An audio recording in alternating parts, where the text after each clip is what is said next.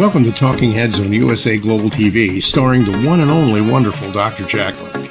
It's a prestigious place where world-class influencers and experts meet, and where you'll find the most trusted advisors and coaches for all things in life and business. Visit usaglobaltv.com to sign up for our newsletter, get the value you need, and be first in line to learn about events and giveaways and other valuable content. Connect with us. Email Dr. Jacalyn at usaglobaltv.com to talk about how you can become part of USA Global TV. That's USA Global TV, where the doctor is always in.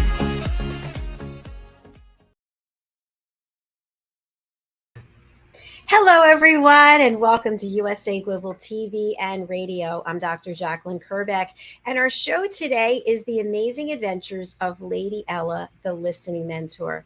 This program is all about a new children's book series that I am co-writing with Mariska Dupree. And our first book is officially finished. We are just doing the editing and working with the illustrator. So I just wanted to review with you what the first book is about, and also the second book is in the process of being written, and it's very exciting. The whole purpose of this children's series of books is to help teach the kiddos and their family members how to listen to each other, and how not only to listen, but how to listen with an open heart. So if you're familiar with any of my work that I do on this platform, I'm Dr. Jacalyn Kerbeck, and also the work I do off of this platform, I coach people, I teach people, I train people how to listen at an elevated level, and then I go ahead and I certify them. And the course that I used to certify is called The Power of Listening. It's a 2-hour course, and once you're finished, you take a quiz, and then you get certified when you get 100%. So I started thinking, how can we actually help children learn how to listen? I know myself, with a master's degree and a doctorate and many certifications, I never took a course in listening. I took courses in English, I took courses in communication, but there was very little information about what it means to truly be present and what it means to listen. So I thought, if we can get on the bandwagon and teach youngsters how to listen from a very early age, we can eliminate decades of undoing all of the behavior issues that come up as a matter of not actually listening to each other. So therefore, the book series. Now, you may be wondering, where did I come up with the name? Lady Ella is actually baby Ella, and she is my great niece. Her name is Ella, and her parents, Kim and Tyler Wilson, were kind enough to permit me to dedicate this book series to baby Ella, who will be 1 next month, and I'm actually calling her Lady Ella. So she is the star of the show, along with some other wonderful animal characters. What you need to know, what I want you to know, is that each of the animal characters you see on the book cover are actually representing human beings, people who have become elevated listeners by taking my course, The Power of Listening. So we are actually going to be visiting with one of the animal characters from this particular book series. And I just want to give you a few details about what you can expect when you're reading this book. This book takes place on Gentle Farm, and Gentle Farm is a place that Lady Ella, the listening mentor, is visiting. So Lady Ella looks like this. This is her character. You can see she has gold wings, and she has a necklace on that has her name, Ella. And I am actually the ladybug, Lady Ella, the listening mentor. So I travel to Gentle Farm, and when I arrive, I understand that there's been something going on there. So you'll see we have a fence, and on one side we have the farm animals, and the other side we have the forest animals, and something actually takes place. And as a result of the wonderful animal characters that are on this book, covered in this book, they're able to work together with Lady Ella to learn how to listen. One of the animal characters, the white lioness, Sikiliza,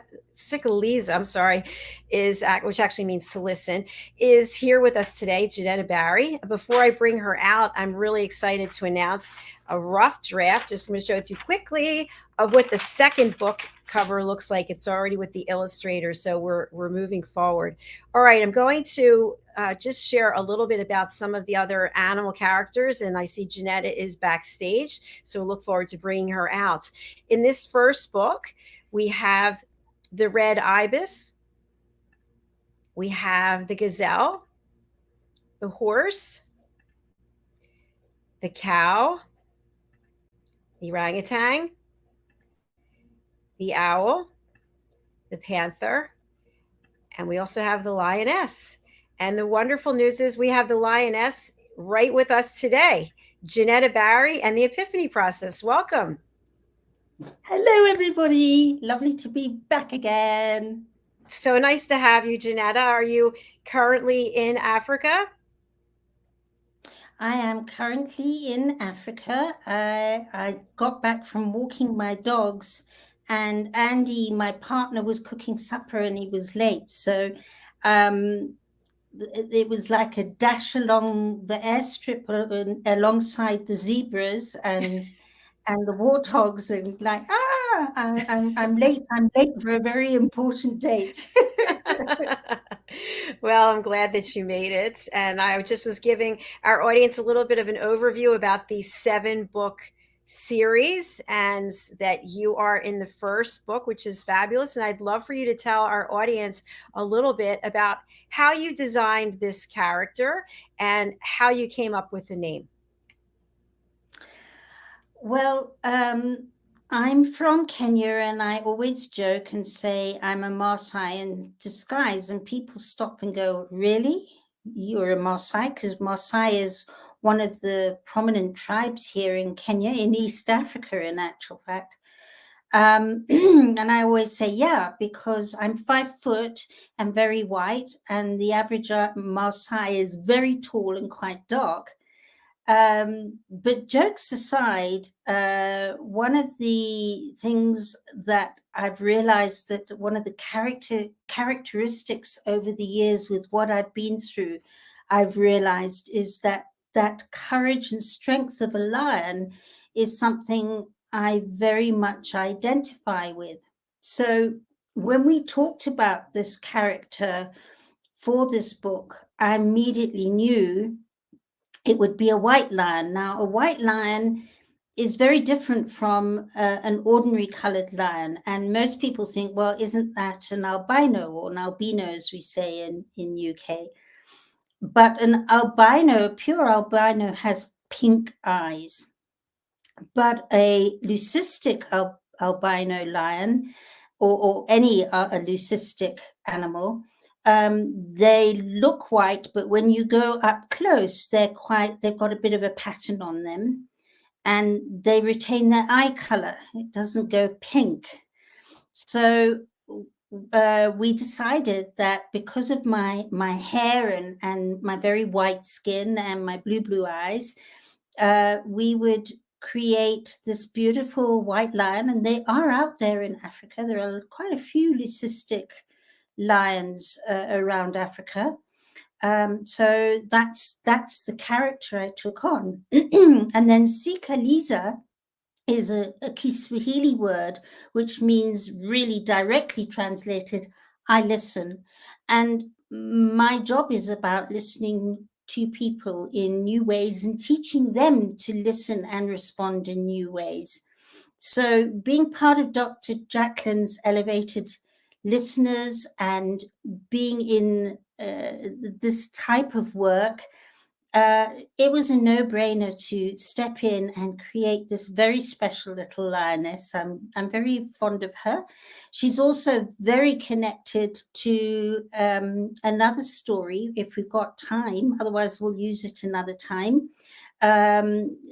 In my getting married soon. So it's been a wonderful synergy, and just delighted to have Sikiliza part of our book and the Elevated Listeners side of life.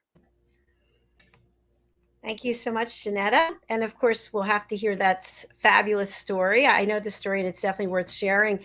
Before we get to that, in this book, which will be available November 26th. We're actually going to start pre-selling it in a couple of weeks. That's super exciting.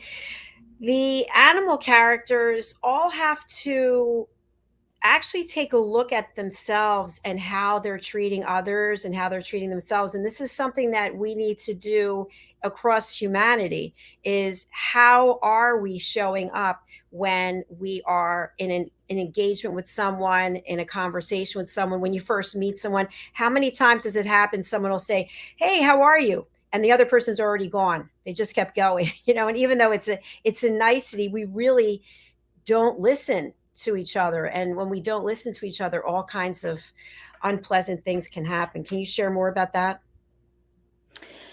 Yeah, very much so. So often we're anticipating what the other person is trying to say or is saying in our value system.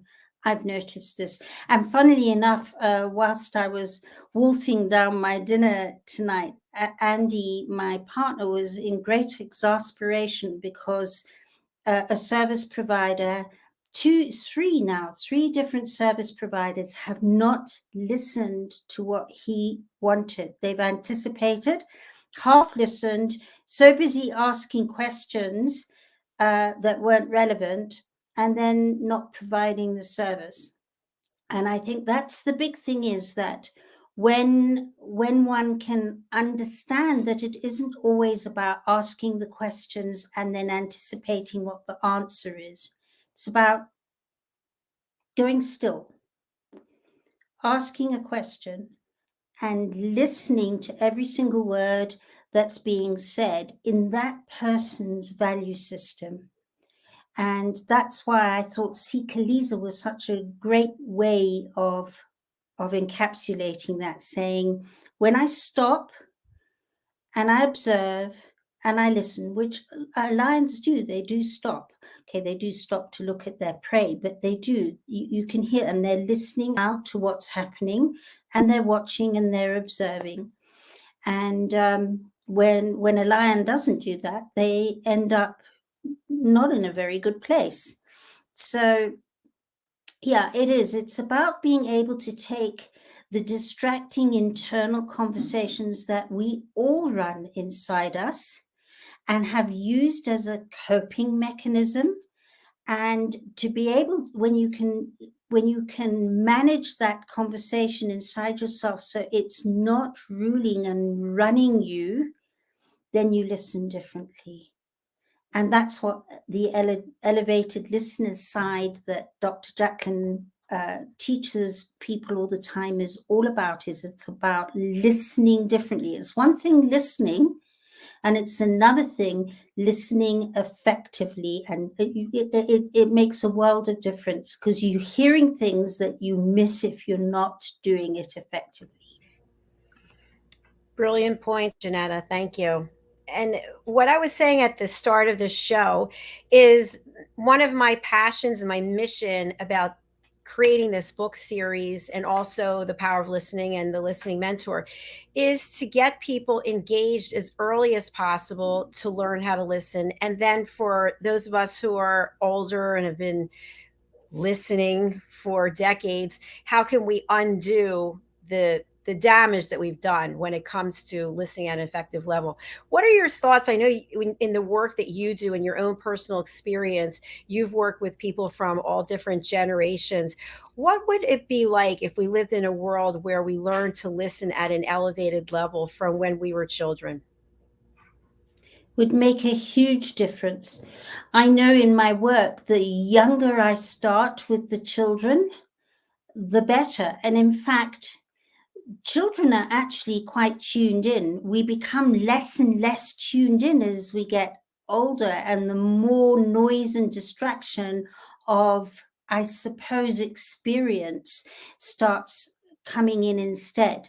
Because I've noticed that when we start talking differently to children and listening differently, communicating differently with them, they're one step ahead of us. Often I have a set of questions I use, and often as I'm asking them, they're either replying before I finish the question because they're on the same page, or they're finishing the question and it's accurate. So they're not anticipating from a place of triggers and emotional side. They're listening, they're accurate, they're in tune, they know exactly what I'm talking about, and they're one step ahead of me. Whereas when we become adults, we try and stay that one step ahead and think we know what it's about, but the distraction of life and experiences and charges and wrongdoings and coping mechanisms actually it filters in and it distorts that listening. So I'm really passionate about this. The younger that children start understanding that they don't have to change that type of listening, if they can carry on practicing listening the way, or continue listening the way they know is a natural way to listen without being distracted.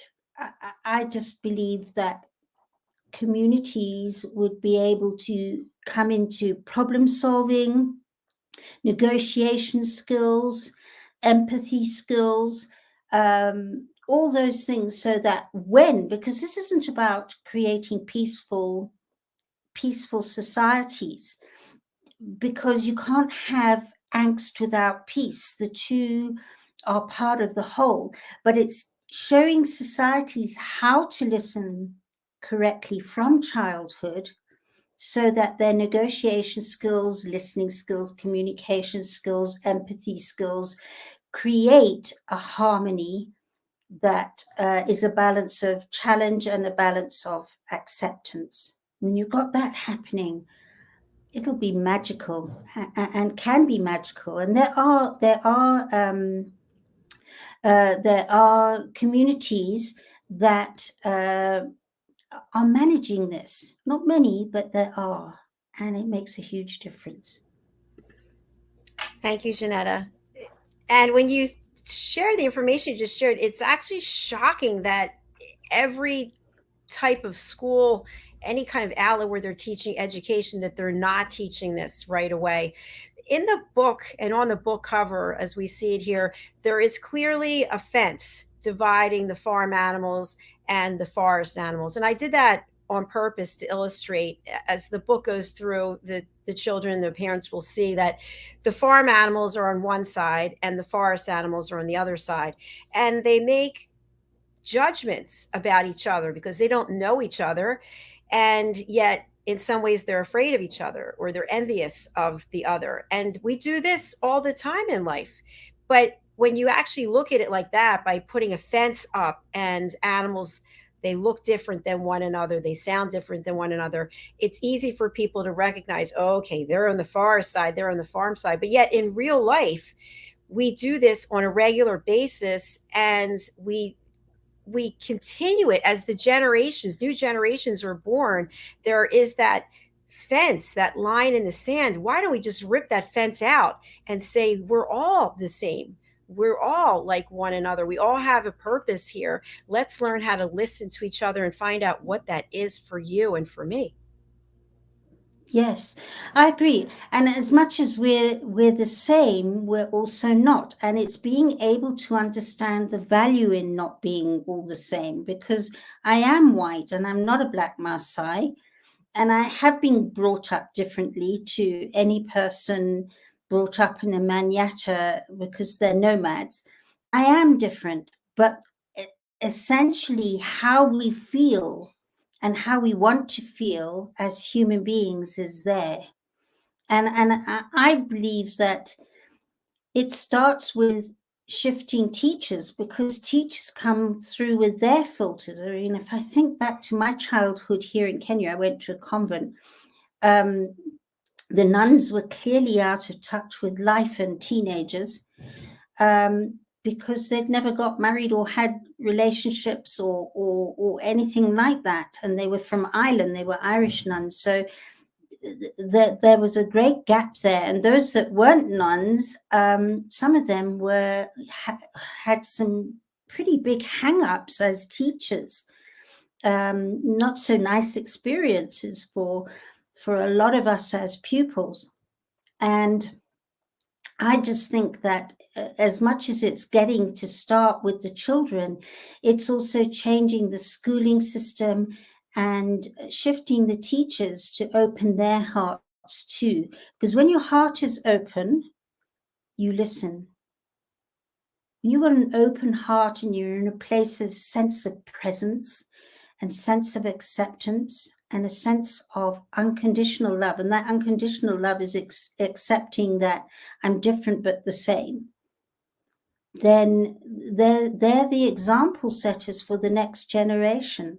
So I think it, as much as it starts bringing it into the schools for the children, the teachers perhaps are the first that require to be shown the way.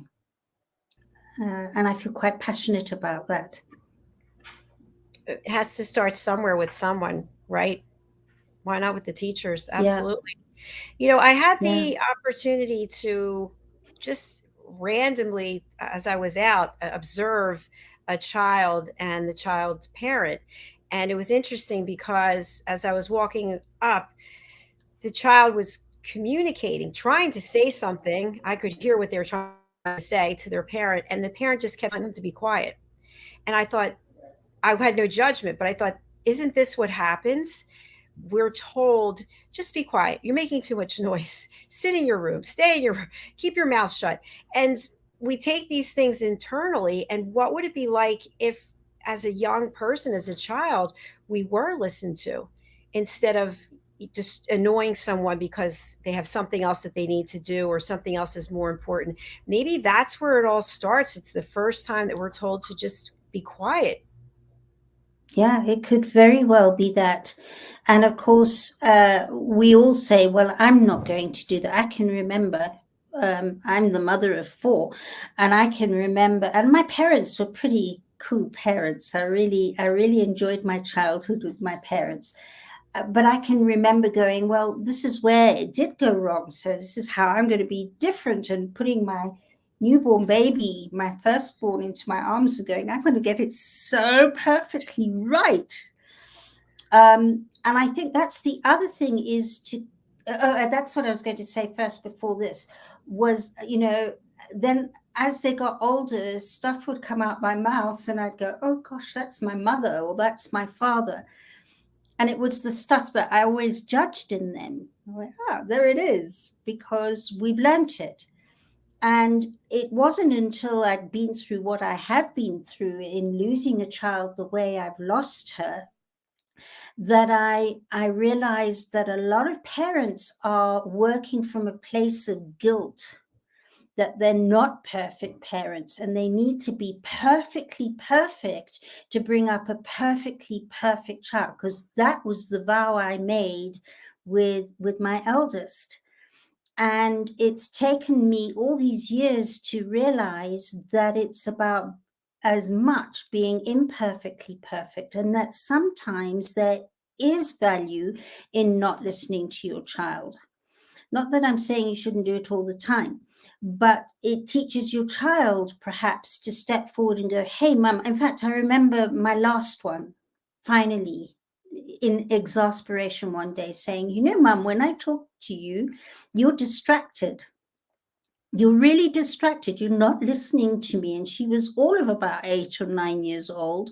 She says, I know you're not listening to me. Because I was driving and thinking, I've got to get this and buy that. And yes, Catherine, yes, yeah.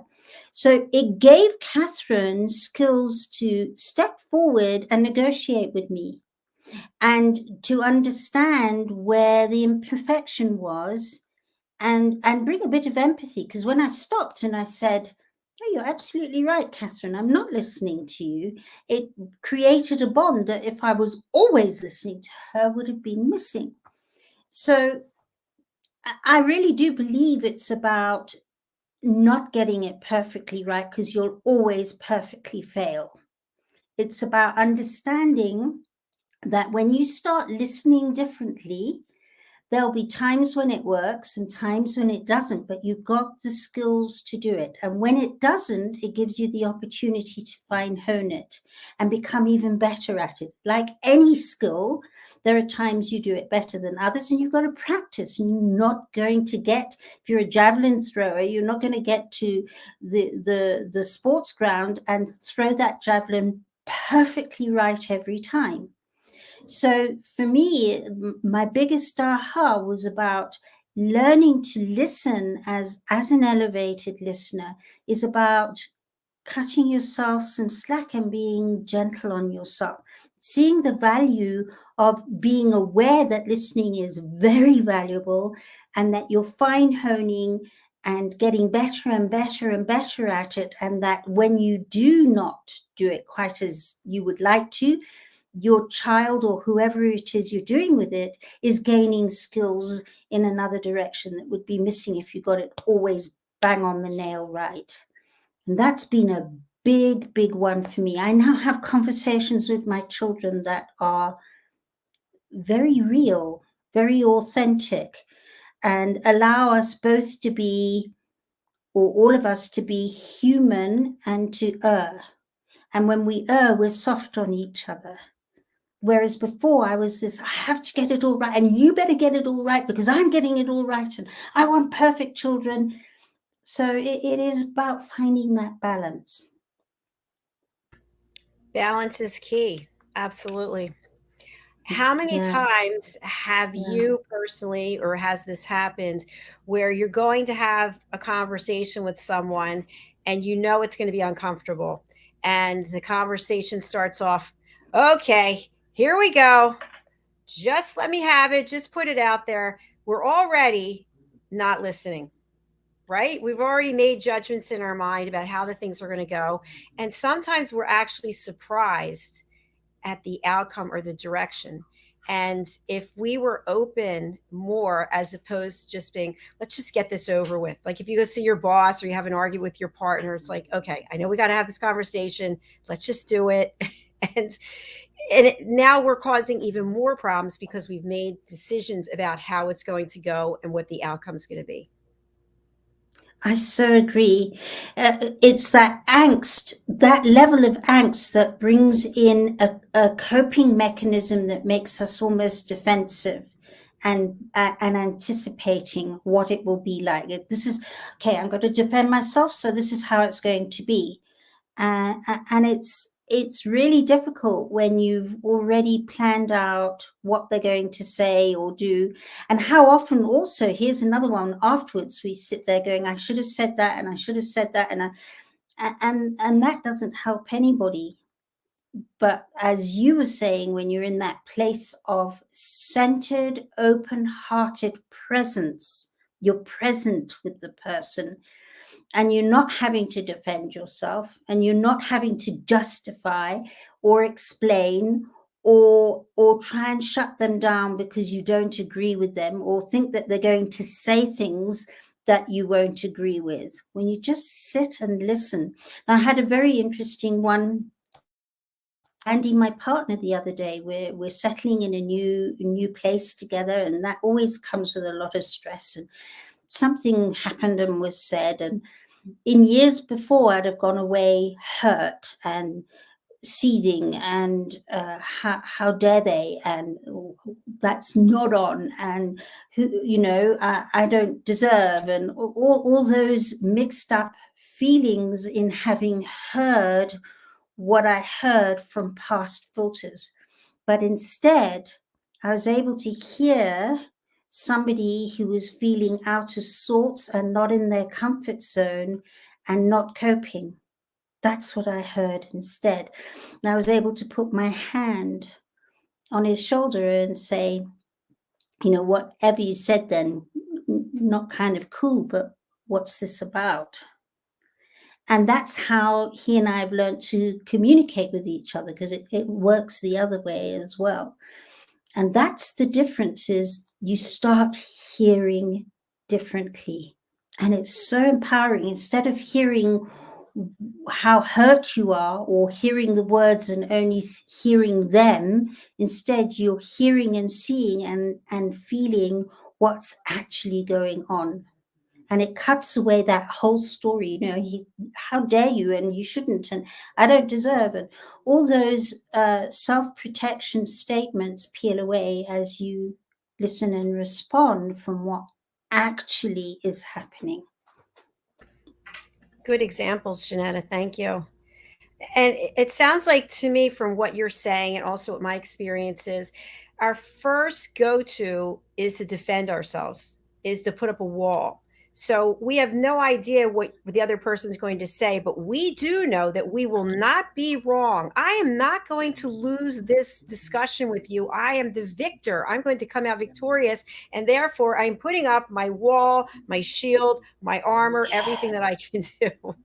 And you have to try to climb all the way up and get over it. It's so true. And the more I work with this work, the more I realize when we go into that defensive mechanism and put up our guard, it's actually saying, don't call me a name, because that means, or don't say that about me, or don't take that action about me, because it means you don't love me. And I want to be loved and lovable. So that defense mechanism is saying, please don't do that, because I want you to rather say, I'm okay, I'm lovable, I'm acceptable. And when you get over all that, I call it a whole dance, and I watch it when I work with couples, and I'm sitting there with, each side going, ga-dunk, ga-dunk, ga-dunk, ga-dunk, and that one's got that story, and this one's, and they're both saying, love me. That's what they're actually saying. Either love me to stay together or love me enough to part, because it's not always about making sure they reconcile. It might be the end of that era of that relationship. You just don't know. But when they're able to peel away the defense mechanisms that makes them go, I am lovable, I am okay, I am this, I am that. When they peel that all away and talk from that open-hearted, authentic place, suddenly powerful words come out their mouths, and they're going, really to each other, really? Oh, okay. And the charge is gone, and suddenly solutions come through, either solutions to stay together or solutions to part. And it becomes really powerful. It blows me away. I just sit there going, wow, I really feel like the conduit. Mm-hmm. It's beautiful. I love what you're sharing here, because we want to feel loved. We want to feel respected and appreciated. And I know myself that I've been guilty over this, but in the past, holding on to some memory that was so painful and then bringing it up to the other person over and over again. Well, 10 years ago, you did this, or 5 years ago, you said that. And as though today, anything the person could say or do is going to alleviate what happened 10 years ago. But it was, no, you didn't love me 10 years ago. I didn't feel like you loved me 10 years ago. Maybe you don't love me now. Yeah. And also, I've noticed it's kind of like, please tell me it's not true, and that you've changed your mind about it. You said that, and please tell me that that's not what you felt. That's the other part of that dance too. I want you to tell me I'm all right, because I don't feel all right, and you've made me not feel all right. And of course, this is back to what I've talked about before, which is when you expect somebody outside of yourself to make you feel all right, it's because you're overlooking the sides of yourself that you're judging and seeing it in the other person. It's a reflection from inside out.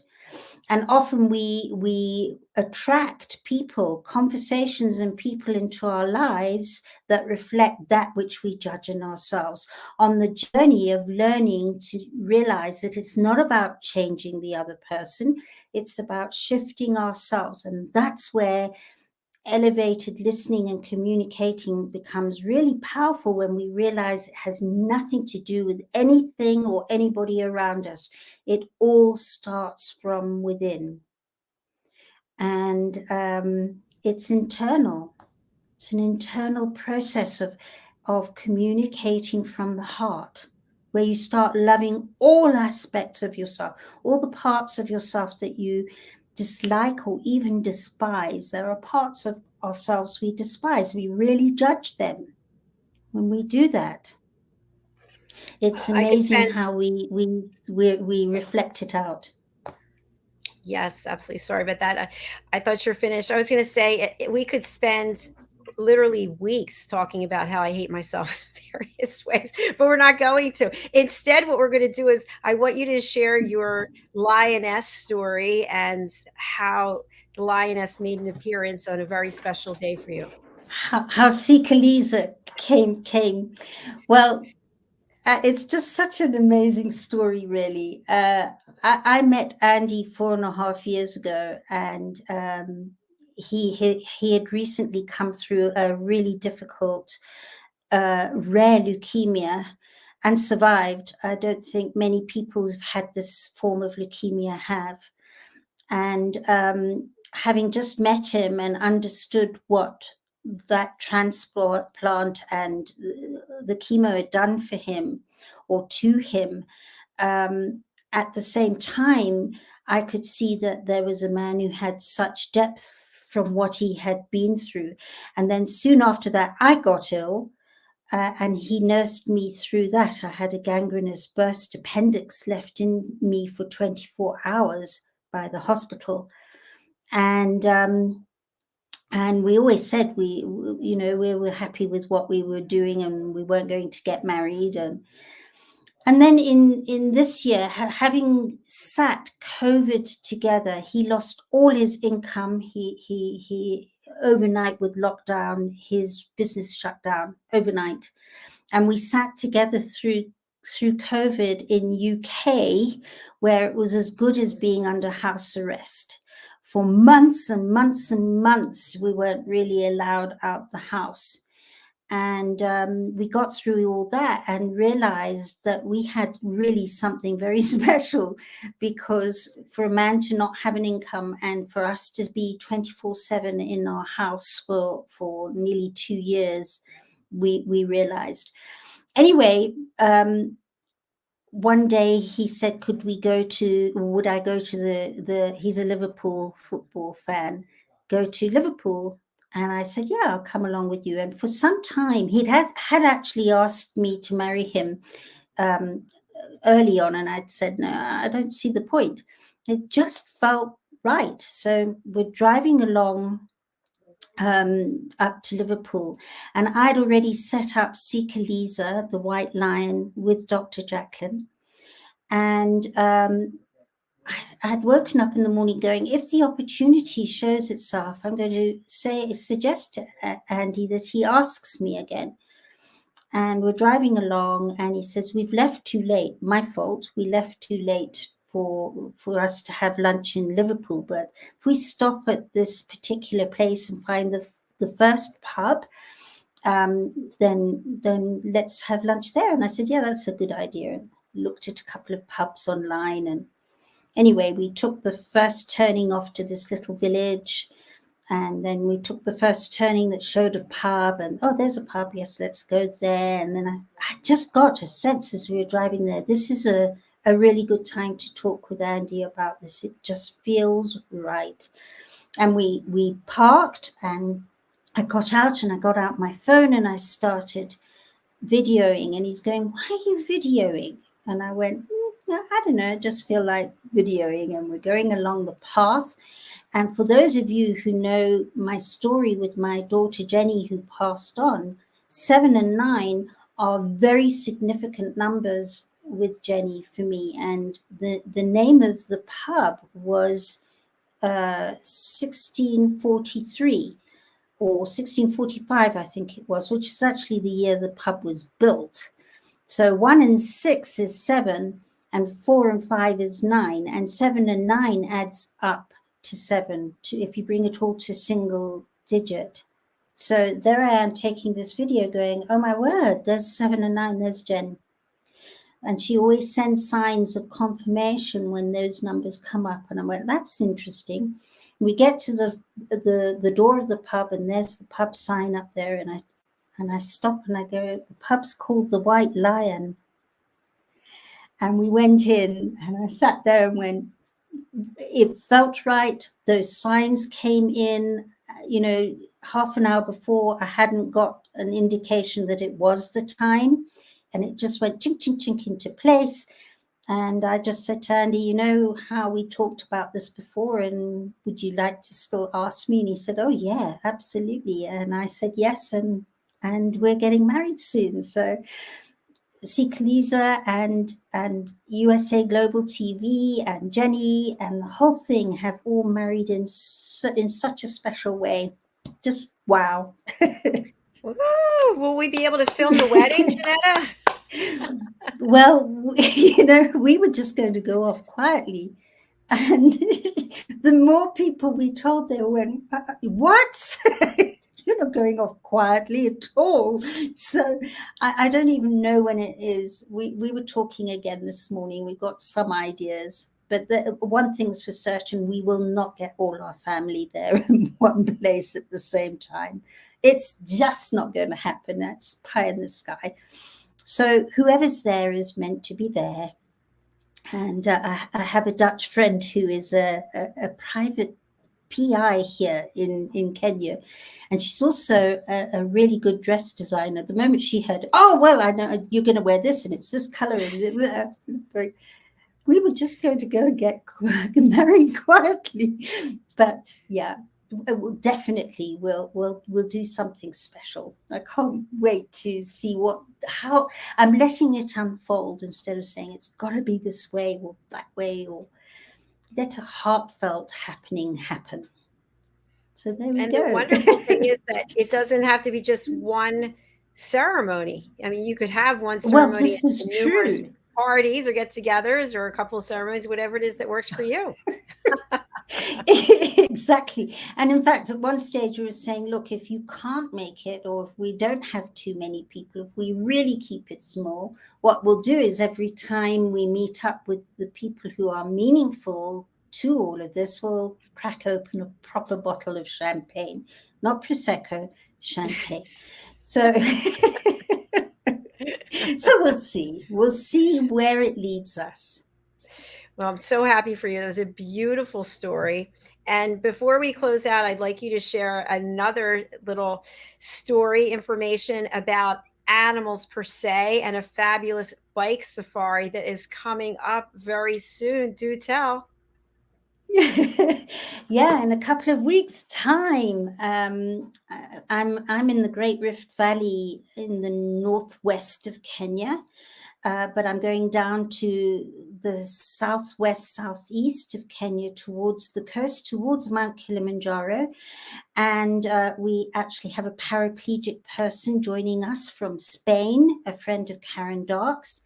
And a group of us are traveling from the base of Mount Kilimanjaro through Tsavo Game Park West, over into Tsavo Game Park East, and through to Watamu Beach on the north coast of Kenya.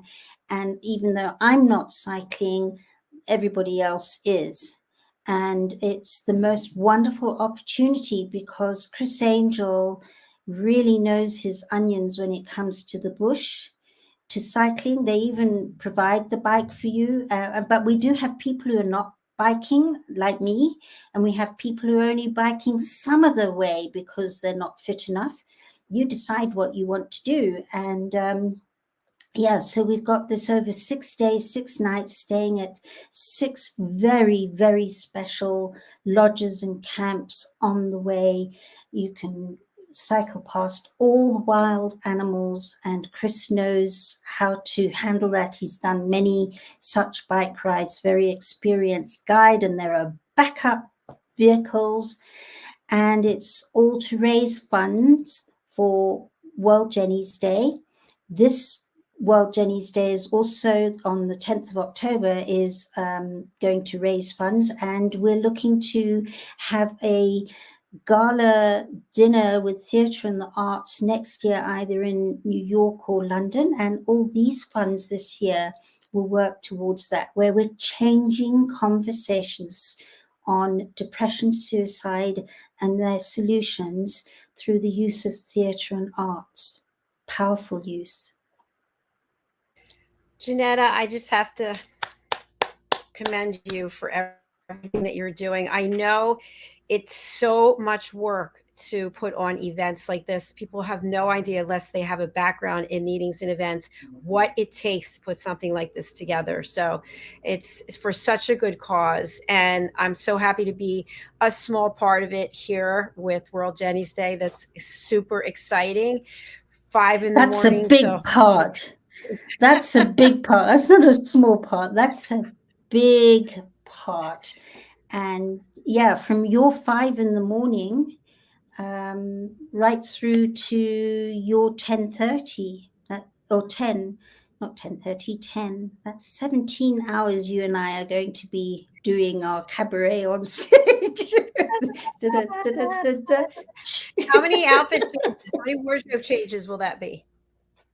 How many outfit changes? That's a good question. I hadn't even thought about that one. I mean, we get into our pajamas at the end of the day. Exactly.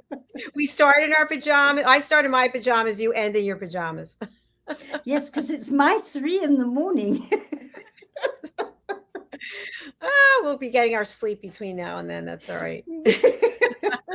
And afterwards, I can tell you. Definitely. Just not to worry. We did 24. At least it's not 24 like last year. Oh, my word. That would be a record. So I'm happy to go with 17 for this year, 17 hours. Oh, how special is that? Just so precious. And it's coming together nicely. So if anybody would like to know how they can perform, they can be an actor, a singer, any type of performer, whether it's a comedian or a tap dancer or a choir, can even a band, whatever it is, come forward and come and be with us as we celebrate mental health wellness on World Jenny's Day on the 10th of October.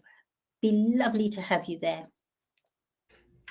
Thank you so much, Jenetta, and thank you for being such a big part of this platform and for being an elevated listener, a co-host, a talking head, a panelist.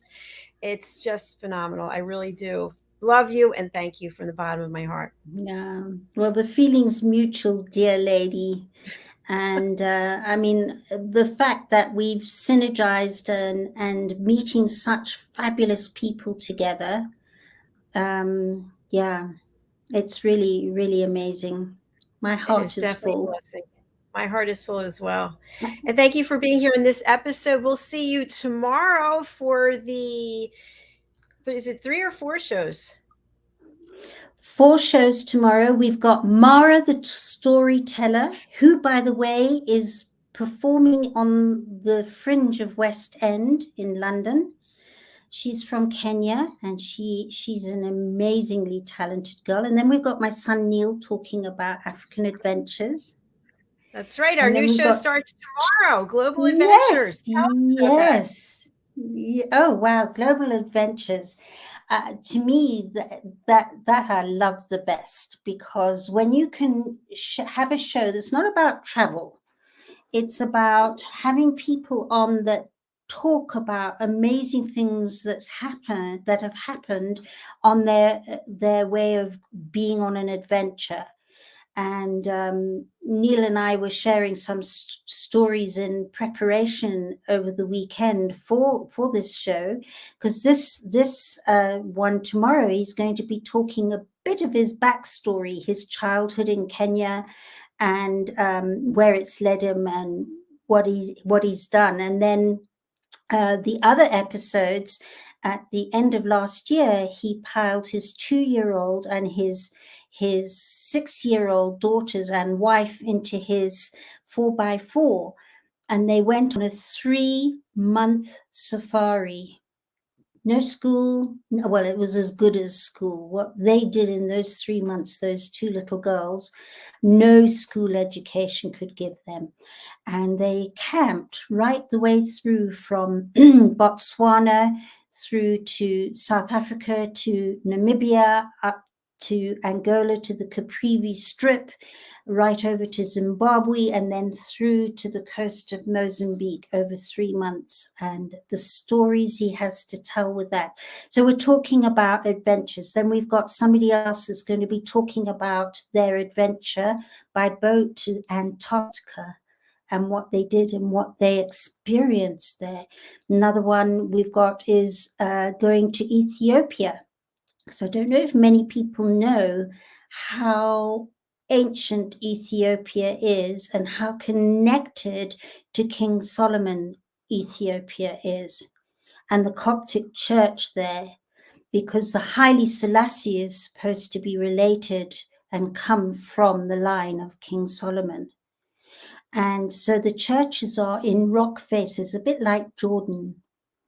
And it's the original Coptic church. It is an incredible, incredible country and experience. We've got somebody talking about that experience as well. And I've got some more in the pipeline coming through. So tune into Global Adventures. It should be great fun.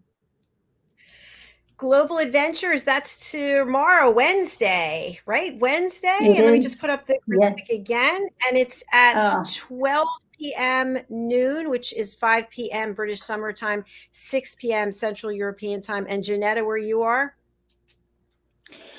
At 7 p.m. in Kenya. Yeah. All right. We'll look forward to seeing everybody there. Yeah. Thank you. Wonderful, and just lovely spending time with you again. And as always, I so enjoy participating with our viewers and listeners. Look forward to being with you again soon, like tomorrow. Thanks, Jenetta. Have a beautiful rest of your evening. Bye. Lots of love. Lots of love to you. Bye-bye. Thank you so much for watching or listening, whether it's on the live or the replay. We really appreciate it. Just one quick announcement. I started back doing my planks. If any of you know me or you've been following me, I'm kind of a fitness guru, psycho. So, meaning that I have to exercise, and every time I exercise, I have to push myself to extremes. And of course, nothing extreme like Guinness World Records or professional athletes. I'm just kind of kidding for a 59-year-old. That's what I mean. And I started doing planks again. I was doing planks when I was in Florida for Solid Core.